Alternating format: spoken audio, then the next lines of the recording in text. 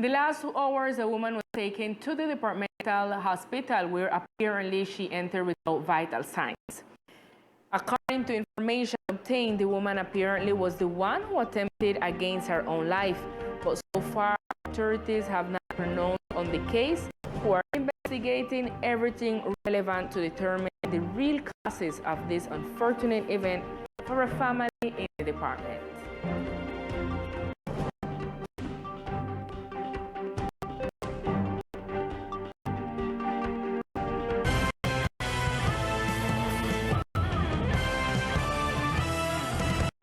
And in the afternoon hour, the second HD frequency of Teleislas Rizal TV was inaugurated. During the event, the channel manager, Emiliana Bernard, provided details about the offer of the content that viewers will find on Rizal TV. In this way, the inauguration of a dream that come true took place. Rizal TV is the new offering of our regional channel Teleislas, fulfilling the request of our audience.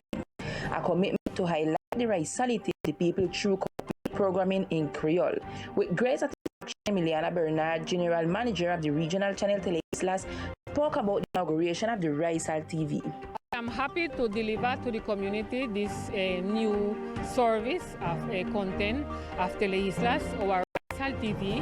And I want to explain that Rizal TV is not a new channel, it's a new service functioning upon the CM house Teleislas and offering a specific content in Creole English and in our Caribbean English also. So we want, in a special way, give opportunity to the people of the islands, the Rizal people, to also enhance the language, to improve our identity and our culture through doing program in a special way, impulsing our communication, our mother tongue in Creole. This is something the people have been demanding for the last 10-15 years. A great achievement today is evident on the island. This is an initiative that aims at serving the mother tongue of the native people.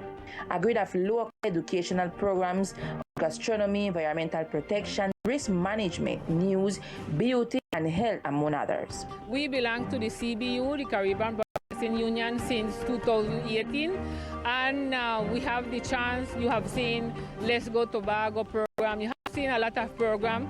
So we will have it on our Rizal TV and more of that also. And the agreement we signed is to have an open channel in sport, in everything that you can see in the Caribbean, and we are alternate with our content that we are going to produce here. I invite in a special way the government to look on this channel, to help this channel, and to use it as a tool to the people. The ceremony was attended by Rizal activists and leaders, including the president of the Rizal Authority, Alberto Gardner, and Samuel Robinson, who highlight the importance of this initiative. I think this Rizal TV is something very important for we to preserve our mother tongue. We need a long time. So I think I'm very happy with this program, and I believe we have to make use of it, because that for we culture, that for we language, that for we tongue. So I'm happy and glad for this today.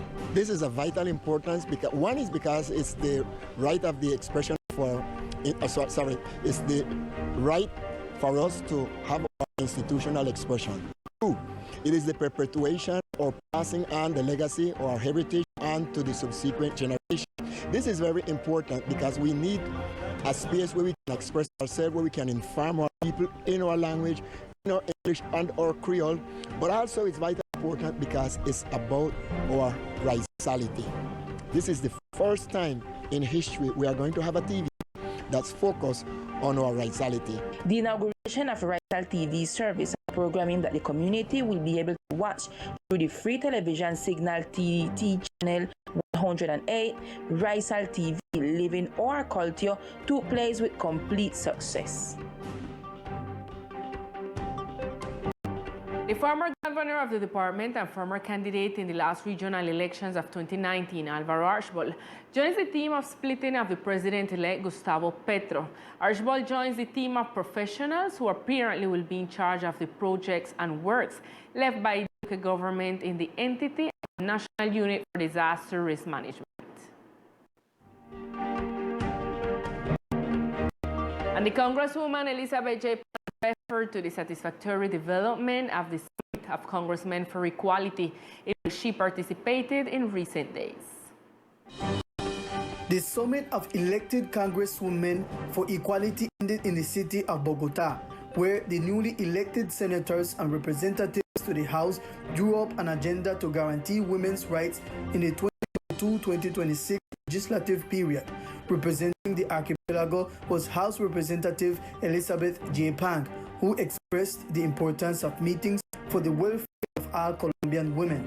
We have already built some laws and norms that seek precisely to achieve equity for women, especially to be transversal in all the programs that are enacted in the Congress of the Republic. We need women to be united. The time has come where equity has to be visible, and women play a very important role in this new period, in this new vision of progress and development that is envisioned for Colombia. The event was attended by elected congresswomen from all parties. The meeting was canonized by the Ministry of the Interior, UN Women, and the Dutch Institute for Democracy, and was attended by the Vice President-elect Francia Marquez. The maritime authorities in the department referred to the alleged seizures of illegal fishing or irregular fishing activity in one of the keys of the archipelago by the crew of Hondureñan vessel. Durante un patrullaje de la res independiente. During a patrol to the reef in Oasis in the sector of Quitasueño, a missile fragment detected a Hondureñan vessel in territorial sea.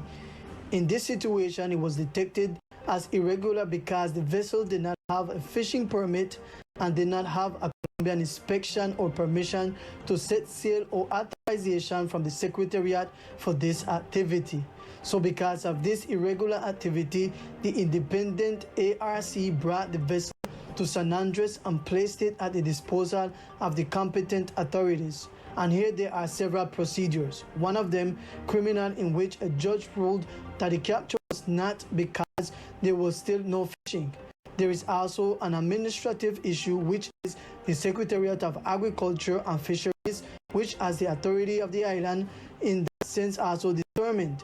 There is also another situation with the Colombian migration on the issue of entry and visa processing to work in the country, and are determining how the situation was. And after several weeks with a downward trend, this week our island was again one of the departments of the country with the high presence of COVID-19. The increase of reported cases of COVID-19 in the national account issued by the Ministry of Health continued. Yesterday, in its report, the ministry announced that there were 26 cases on the island after several weeks of no cases in the department. This could be due to the considerable increase of the new peak of the virus in the archipelago.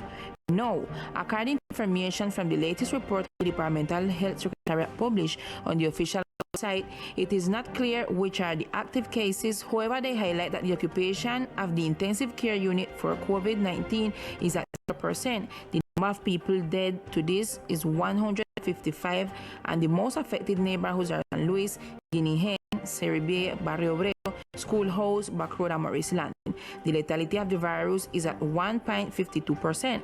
Let us remember that in our department, protocols such as the use of face masks is no longer mandatory in enclosed and open spaces.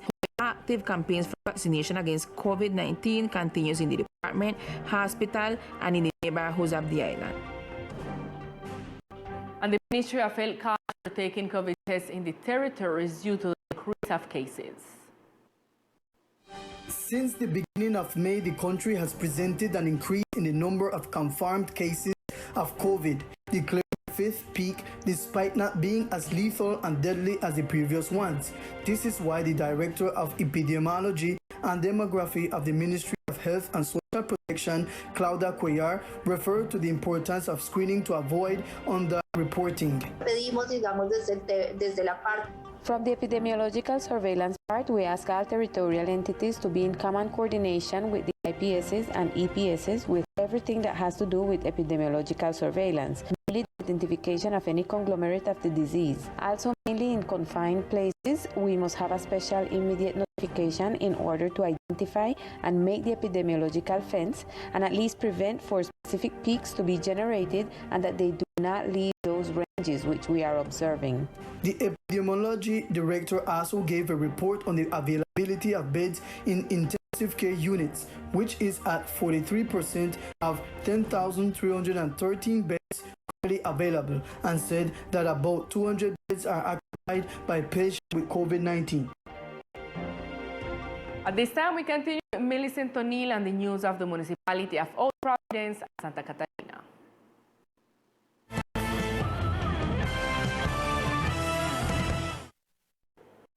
Good evening to all our viewers. This is the most relevant information from Old Providence and Catalina.